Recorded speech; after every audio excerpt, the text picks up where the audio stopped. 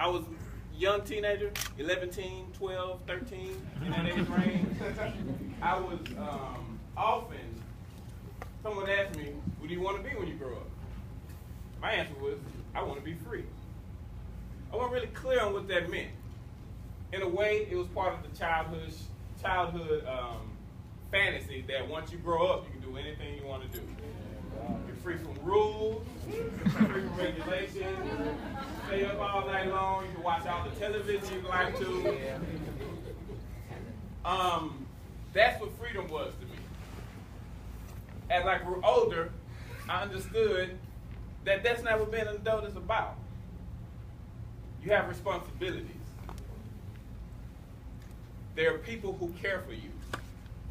People you care for that you take responsibility for. Like we have all these societal definitions of what an adult is. That's my definition. When you take on responsibility for yourself and those around you. Now that around you, you can reach out as far as you can grab. That can be just you, the individual, and those are often thought of as the freest people because they aren't beholden to anything. Those of us who take on the role of parents, I'm not one, but I had a couple great ones. They take on the responsibility of those around them. Some take on the responsibility of their whole community, of their entire city. Some feel responsible for the entire world. For all of our actions and the fate of us tomorrow night. That we hope that tomorrow night everyone sleeps a little bit more comfortably than we do tonight. Now that takes us into a broader picture, a broader scheme of things. That makes me think about people outside of my community. As you may be able to tell, I'm black, African American, and all the Afro-American, back to Negro, back to all of the terms, I claim them all. There is a big push against the oppression that has been systemically a part of our story here in this country. The Civil Rights Movement was about equality, but more so, it was about the freedom to side. The freedom to choose. I don't necessarily want to use that restroom, but I want to be able to. Because I'm a human being. I don't necessarily want to live in this neighborhood, but I want to be able to. Because I'm a human being. What one person is able to do, another one should be able to do in a free society. And so when we think about the idea of releasing the bonds of oppression, what we're doing, those who oppress don't have the ability to choose for themselves, to determine who they are and what their destiny will be. So when those bonds are released, they're entitled to choice. They take on the responsibility as a child growing up, in some instances, as a person escaping from incarceration. They take on the responsibility of choosing where they're going to sleep tomorrow night, where their people are going to sleep tomorrow night, and how they interact with each other. Now, I was also asked to do a little something. And to do this, y'all give me a little second right quick. It reminds me of a tandem parallel journey against oppression for people who look like me but live several thousand miles away. Now I'm walking off stage, but I'm going to keep talking, so y'all just pay attention. I'm just not over it. What I'm about to do is called the South African Gumboot Dance. Is anyone familiar with it? Raise your hand. I can't see it, so I'm going to explain anyway.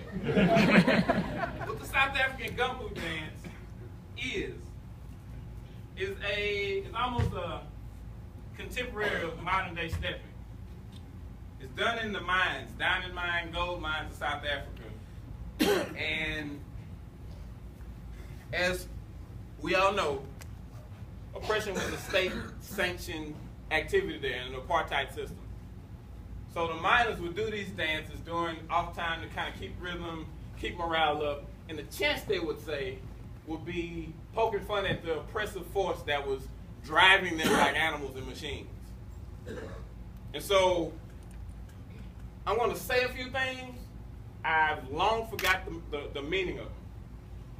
Just understand that it's you who are oppressing me, screw you. It's kind of in now, not these particular words, this is the spirit of the day. So,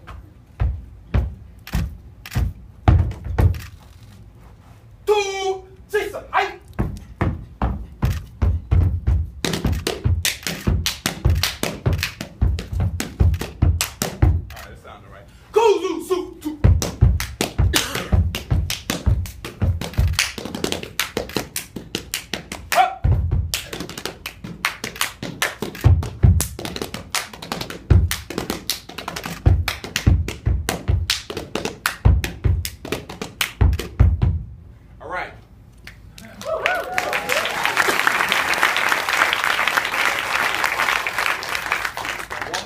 Portion of this dance, I beg you right now to indulge me and participate in the last part of my little presentation, okay?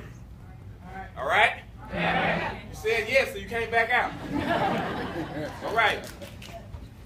There is something that happens to those who live with oppression, who are oppressed, who are suppressed of the freedom to choose. You don't have a sense of control over your world. When you don't have the control to determine what you're going to do today and tomorrow, it creates internal stress. There are a bunch of papers coming out now, being studied, studies coming out about how racism makes African American men die younger. Yeah.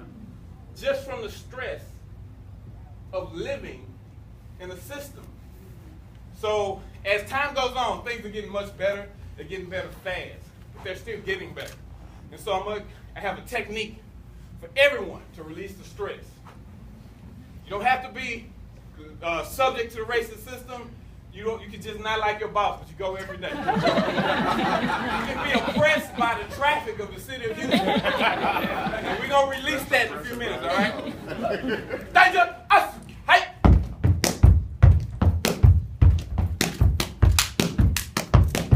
Good.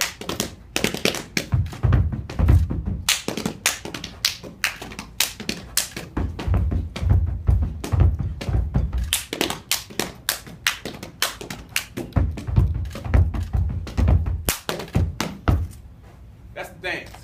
All right. So this is called the shout.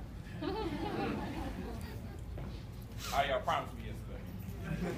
Y'all just promised me now. What I want you all to do, study engineering and physics.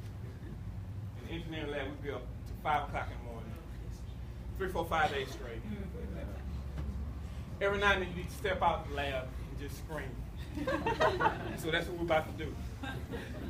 What I need everybody to do, close your eyes. And on the count of 3, I mean from here. Hold on, open your eyes. I mean from here. From your diaphragm, throw your head back and give a good like you're on TV. Please don't. All right?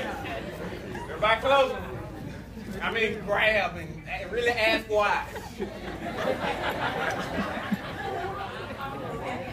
1, 2, 3.